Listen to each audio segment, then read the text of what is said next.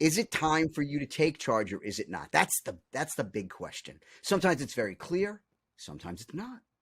When it comes to caring for your elderly parents, do you even know the right questions to ask? And where do you turn for help? We're going to find out right now, because that's what we're going to ask on this episode of Ask the Lawyer. My guest is California attorney Vincent Casiano. I remind you right off the top, if you want to ask Vinny questions of your own, just go to askthelawyers.com. Click the button up at the top that says Ask a Lawyer. It'll walk you right through the very simple process. Or, of course, you can call the phone number you'll see on the screen during our conversation. Vinny, good to see you again. Thank you for making some time to help us out.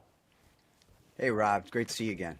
So when we're talking about elder law, elder planning, that sort of thing, we're talking to the children of the elderly person in general. Is that right? Yeah, very intuitive. Absolutely. First thing that happens almost all the time is that I have an adult child call me up. That adult child is concerned. Something has happened with their parent, whether it be they're worried about their driving, whether it be they're becoming forgetful, whether it be, they haven't paid a bill, whether there's been some person that or entity that has come into their lives and is trying to convince them to do things that, the kids know this is not right, and it ranges from paying too much for putting, a roofing on your house to having caregivers come in and, wanting them to enter into contracts, or you can go as far as changing wills and trusts and, embezzling money, quite frankly. And this is at a time in life when the roles start to change and the children are becoming the caregivers and having to take care of the parents. Do you find that in general people are ready for this change or not ready? Yeah, no, it really depends. It depends on, sometimes there's a catastrophic health crisis event. Somebody has a heart attack, or something happens where they immediately go from being able to independently live on their own to where they need assistance. Sometimes that's just physical. Other times it's mental. Sometimes the onset of what we call cognitive decline, cognitive impairment, dementia is a term that's used frequently, is a slow onset. It's not always an on-off flick of a switch. But as I said, 90% of the time I have adult children contact me at first, and I need to just go back on this just a little bit, Rob, is that I have to ascertain at that point, are the adults, are the parents, do they have capacity? Can they be my clients? Or do they lack capacity, and do I actually have to represent the children to ultimately help the parents? Right? And because there's conflicts of interest and all sorts of ethical dilemmas that don't exist in other areas of the law. It would seem to me, Vinny, that this is a situation where, they say you don't know what you don't know. I would think many times that when these adults come to you, they don't even know what they should ask you about. Do you find that to be the case? Yeah, no, absolutely. The first thing that normally happens is, that they're so relieved that they actually got an attorney on the phone, because I do answer my phone or I do return the phone calls as opposed to my staff, because I can quickly understand what's going on. With a lot of other attorneys, you get some staff member, and maybe 2 weeks later you'll get on the phone with an attorney, and you'll get on the phone with a junior attorney, quite frankly. But with me, I pick up the phone, and they really just want to tell me everything right at the first time, the first second, right? And I understand that. I mean, my both of my parents have passed, but I took care of both of them, for years before they passed, and so I was part of being the caregiver child, also being an elder law attorney, and saw firsthand what you have to do. And literally, it's, it goes backwards. It's almost like you have a child, right? Except that instead of them getting older and becoming more independent, and you having to worry less and less, it actually goes the other way, where you have to worry more and more and more, and not knowing what they're going to do next, right? As far as, they still have their, ability to, walk out of the house and get in the car and drive and do things, right? So, and that can be, very, very not only frustrating, but just scary for kids when they know. I mean, my mom came back. It seemed like, for a while, every time she came back, I said, "Mom, what happened to the car? There's a scratch on the side. What happened?" She goes, "Oh, I don't know." Right? You can laugh about it because she never hurt anybody, but God forbid, she did, right? Yeah. So what are some of the questions someone should ask when they contact you, Vinny? What are some of the first things they should know, or maybe questions you'll ask them. Take us through that process a little bit. Sure. Well, the first thing I want to know is, okay, tell me what's going on with mom and dad first. Tell me what's recently happened. Tell me why you're concerned, right? And then that can range, from a whole bunch of things. Next question I need to know is, do your parents have estate planning documents? Do they have documents in place that if they no longer can manage their affairs on their own, meaning their finances, or they're unable to understand the consequences of their healthcare decision making, do you have a power of attorney for finances and a trust and an advanced healthcare directive in place that allows you to be able to make these decisions for them? Right? That's the first thing I want to know. Are they in place? Then, like I said, there's this gray area. Is it time for you to take charge or is it not? That's the big question. Sometimes it's very clear, sometimes it's not.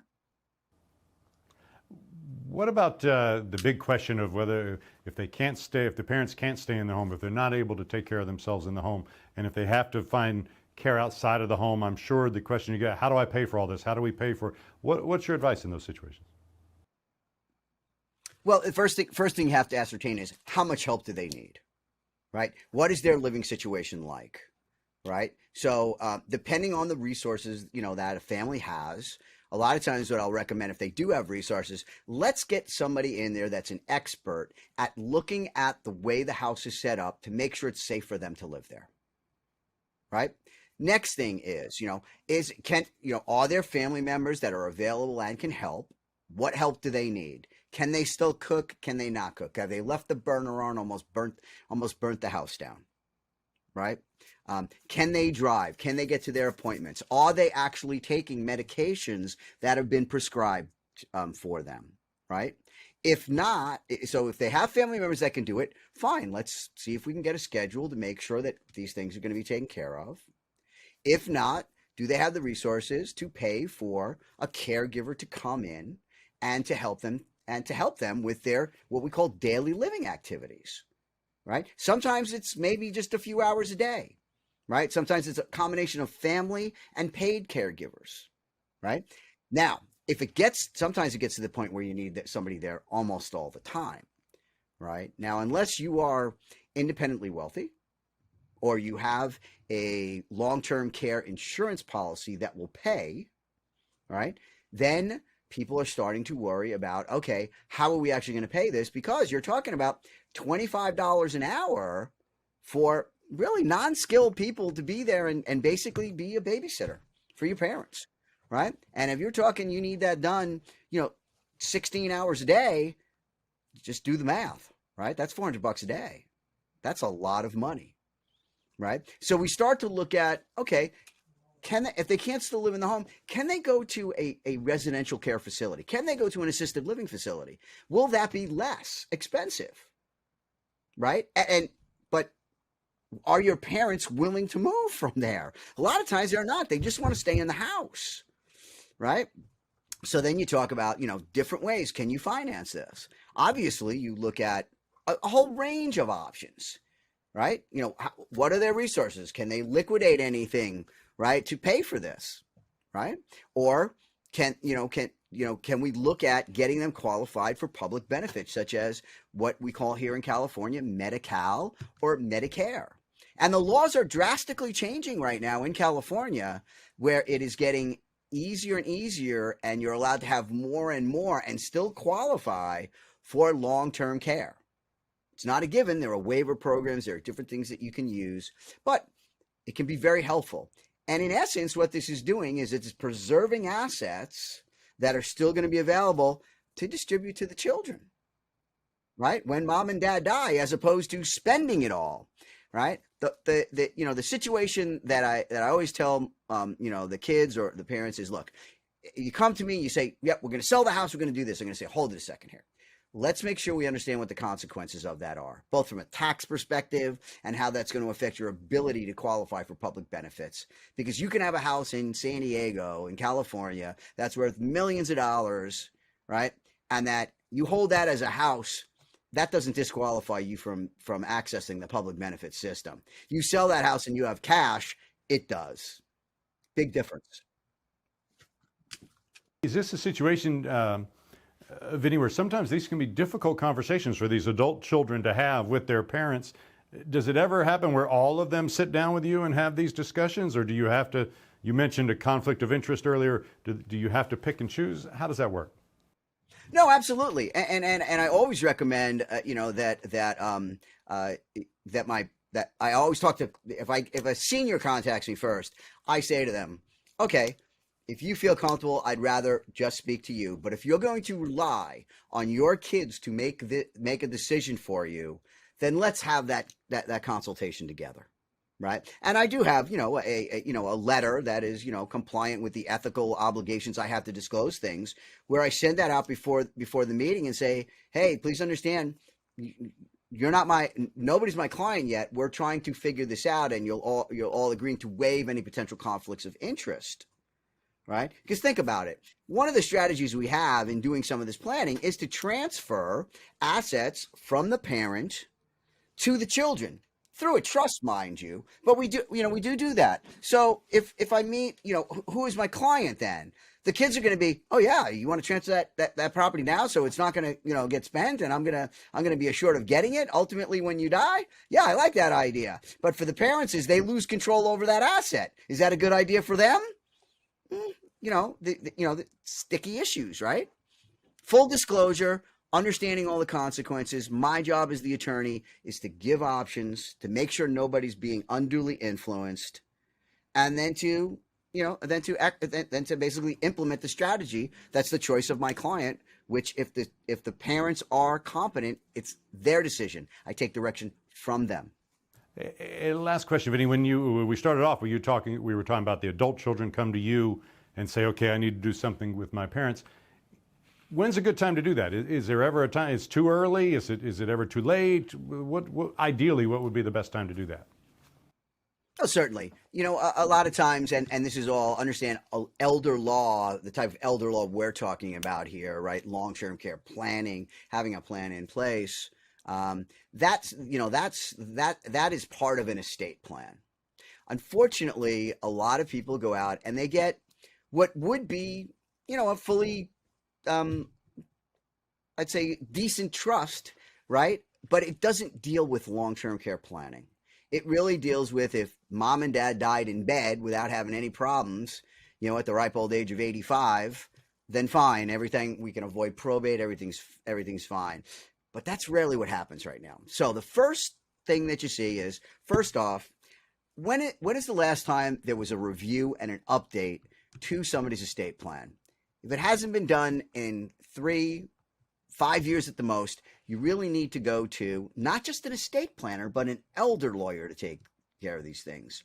Obviously, if mom or dad is diagnosed with any form of dementia, any disease, Parkinson's, Alzheimer's, or the doctor says, oh, she's got slight dementia, something like that, right? Mom or dad, or you're starting to see behaviors where, they're not remembering things, they're forgetting things. Like with my father. My parents had moved down to Hilton Head, South Carolina from Long Island, after everybody left, right? They lived there for 25 years. My father had been going to the same barbershop for 15 years. I go down to visit them. He couldn't remember how to get there, right? That's a big red flag. How could he not remember how to get to the barbershop that he's been going to for 15 years, right? And understand, your parents can be really good at covering this stuff up. Really, really good at that. I know my parents were. So that's another thing, right? That you have there. Any major changes, you see where they're not paying bills or they've entered into some transactions where they didn't tell you about and they're embarrassed about it because they know, somebody took them for something, right? That's when, okay, give me a call right away. Let's see what we can do to protect them. Lots of really helpful information, Vinny. Thank you for making some time answering our questions. Great. Always great to see you again. That's going to do it for this episode of Ask the Lawyer. My guest has been California attorney Vincent Cassiano. Remember, if you'd like to contact him with questions about your own situation, just go to AskTheLawyers.com. Click the button at the top that says Ask a Lawyer. That'll walk you right through the process. It's very simple. Thanks for watching. I'm Rob Rosenthal with Ask the Lawyers.